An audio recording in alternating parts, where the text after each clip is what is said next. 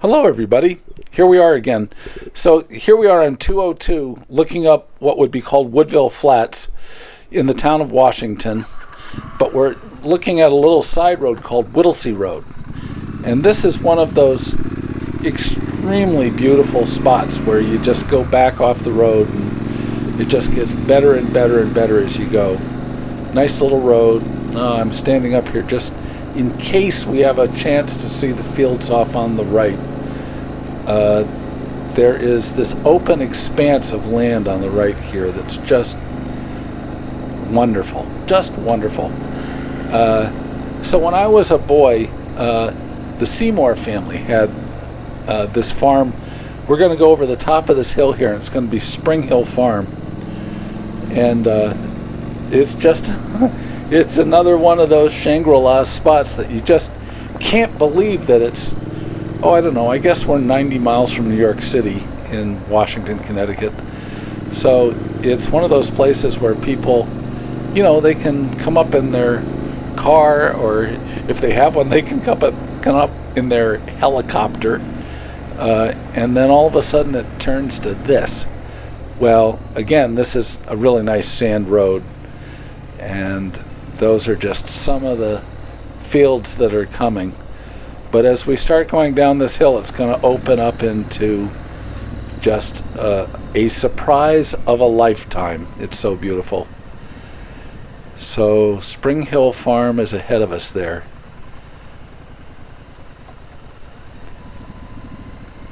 I'm speechless. Every time I see this, I'm speechless.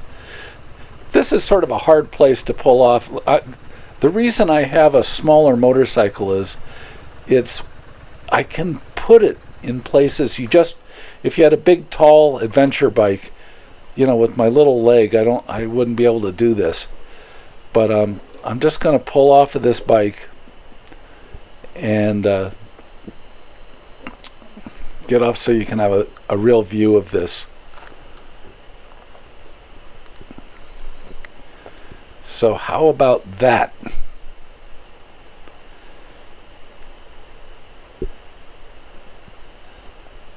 With a camera, I am just flummoxed on how to show how beautiful this is, because if I go anywhere with somebody that doesn't know Litchfield County, this is the first thing I show them.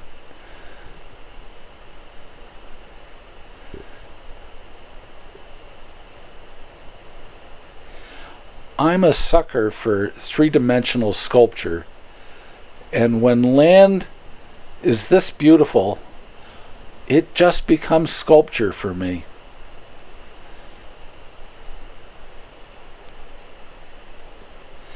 Now, the bottom of the hill down there, you'll be seeing the Shearer River at the very, very bottom of the hill.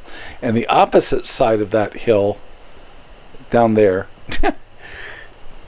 was the railroad bed for the Shearer River Shearer Railroad to go up to Bantam, and the terminus was at Litchfield.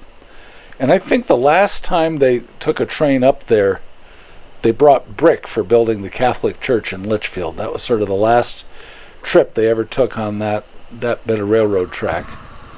It's all very nice, walking lanes now. But if you go between, Rumsey Hall School, where we've been before, and Washington Depot, there's a beautiful, beautiful walkway back there. So the house off here on the left, I was told was meticulously brought from New Hampshire and rebuilt on that spot. And I'm guessing that happened in the 50s or the 60s. I don't know. I just couldn't get away from this valley without trying it from a different angle. So we were up there, and now we're just looking across the valley. There's some new grape orchards up there, vineyard land. Oh, and that's again the house from New Hampshire. That's a beautiful house inside.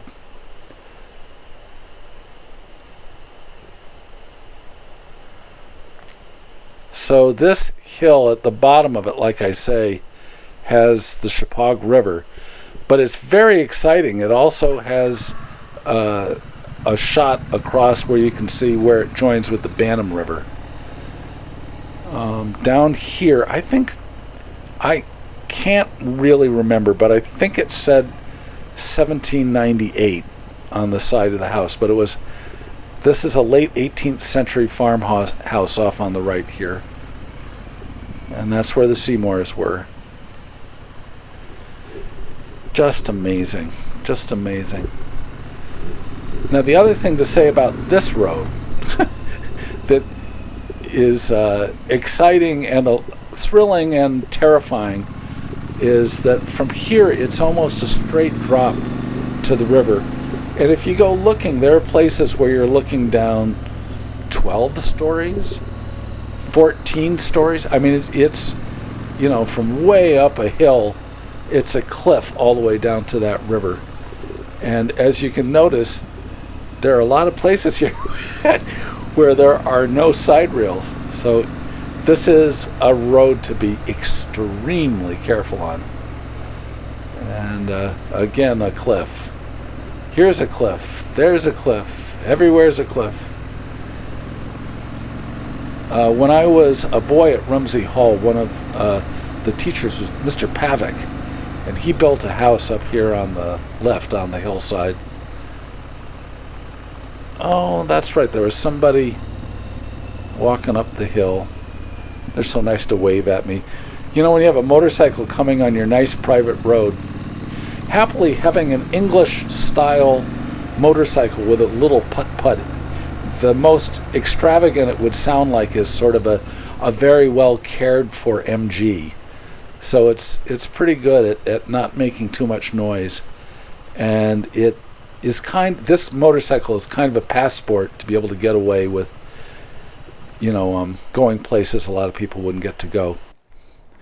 So we're getting off the motorcycle here so we can see that. If you notice, there is a river coming down in front of you, but if you look a little closer, there's another river joining with it. They're wying together there. So the further bit of river is the Bantam River, and the one closest to us is the Sheapaug. And the two of them are joining. And as I say, on the other side of the river there is the bed of the Sheapaug Railroad. So that's a cool thing that we get to see where those two rivers join. I mean, things like that they excite me. I don't know why. I think that's Mr. Pavick's driveway. One of these two is.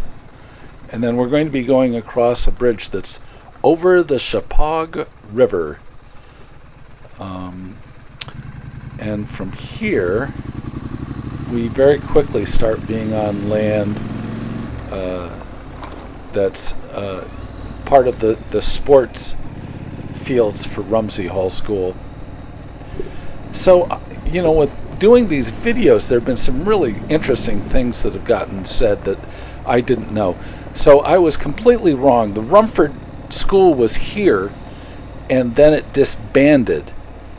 And then the property was bought by Rumsey Hall School. So the two schools didn't switch. There was the Rumford School that ended, and then Rumsey Hall came later. And it came a lot later. I can't remember if it said right after the Second World War. We were looking at the Bantam River off there on the right. The other cool thing to say about coming along this section of road, we're coming up onto Rumford Rd again. And we've already done this, but there are always stories, So when I was a little boy, there was this man in a three-piece suit and a cane that used to come on to the property at Rumsey Hall, and he was very, very dapper. And one of the buildings off to the side, I think Mr. Pavick was in there, was called Fitch House. And old Mr. Fitch, I always thought he lived in the little house just this side of the bridge. But I have come to find out when we were doing more research on the Hessian house, which is across, see that little house off to the left? I thought Mr. Fitch was in there, but no. He owned the Hessian house that we were looking at and had that whole parcel behind it. So here we are crossing the Bantam River, and the bed for the old railroad is off to our left and to our right, and then Mr. Fitch's land is off here with, on that land, the Hessian house, a Hessian soldier building a house after the Revolution. And once again, we have the Bronson farm on the right, and I've since found out that cemetery that we looked at before was the original Episcopal church was there in the 18th century. So now this is a confusing name. We're coming on to West Morris Road. Well, if you live in Morris, there's a West Morris Road, and it's not this one. This is the Washington West Morris Road, and it goes over into the valley where the Kojis used to live. One of the kids from my class lived down there, and when it comes into Morris, it's the same road, and it changes name to being Smoky Hollow Road, which again was the farm that Ken Stewart's family had. Basically, all the land from here to the right side years ago, I think most of it belonged with the Smoky Hollow farm. So that was, I could be wrong, but I think it went all the way up there. A huge parcel of land. And this road is going to come, as I say, down to the Bantam River. The bridge down there is getting worked on, so that part of the road is closed. This again is one of those exciting little sand roads where, right here, it was very, very loose. So I'm slowing down quite a bit because of how gravelly this is. Going downhill with a loose surface underneath, you have to really be careful about what you're doing with all that weight. So the word momentum, people in the winter, they often talk about how a four-wheel drive truck, it's okay going uphill, but it's whether it's four-wheel drive or not, if you have ice and you're going downhill, the brakes aren't going to do anything for you, and the four-wheel drive isn't going to do anything for you. So in the same kind of theory, when you're going down a hill that's gravelly like this, you have to be very, very careful to keep the frame of the bike stable so that the tires hold. Now, I guess we're getting pretty close. Oh, I always wave at everyone. A lot of them don't know who I am, but they're nice enough to wave back. So just up ahead here, we're going to, the Shearer Road is going to come in on the right, and we're going to turn from being on West Morris Road, Washington, onto the Shearer Road, Washington. And no kidding, it is about as loose a surface. I'm just very happy that I'm going up it, not down it. Now, all those signs there are talking about that the bridge is out at the bottom. Well, the first bridge is there, but they're working on the second bridge, which is right on the border of Morris. But look at this. So this is really fun to do. Coming up loose stuff like that is a lot easier than going down stuff like that. If I was going down, I would want to be turning off the traction control and the ABS and just to help me stabilize it a little bit. But going up the hill, it's okay if a little traction control pops in. It's easy peasy. So we're starting to come up on the land. This was a wonderful parcel of land forever and ever.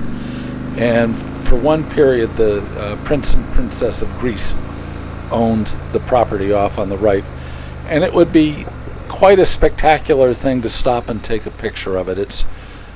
It's prettier than saying a McMansion, but it's sort of a modern, new, spectacular house. And it just, unfortunately, the sunlight here was so wrong that I knew it would hurt to look up there with the camera. So I stopped and had a look and then went, maybe not today. So we did another ride where we went over on the Hinkle Road and then came back and went on Semph Road, which is going to be coming up. And but here we're taking this road to the end of Shearer, and that will be the end of the video. I just thought it'd be really fun to go from Spring Hill Farm over to 109 and just show you all this land. Oh look, tar. Everything is easier. Semph Road off on the left, and a little bit up we're going to have Hinkle Road off on the right. And look at that land. It just takes me away every time, how beautiful it is.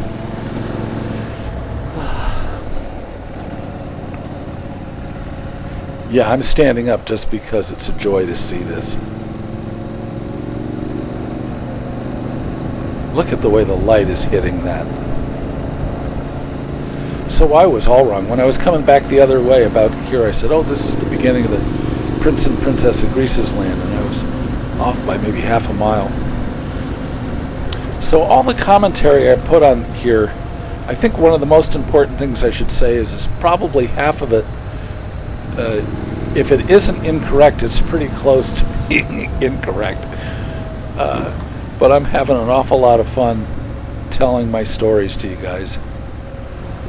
I'm having so much fun getting responses from old friends. There's Hinkle Road going off to the right, and we had the what's it called, the turkey farm that my friend lived on was off there.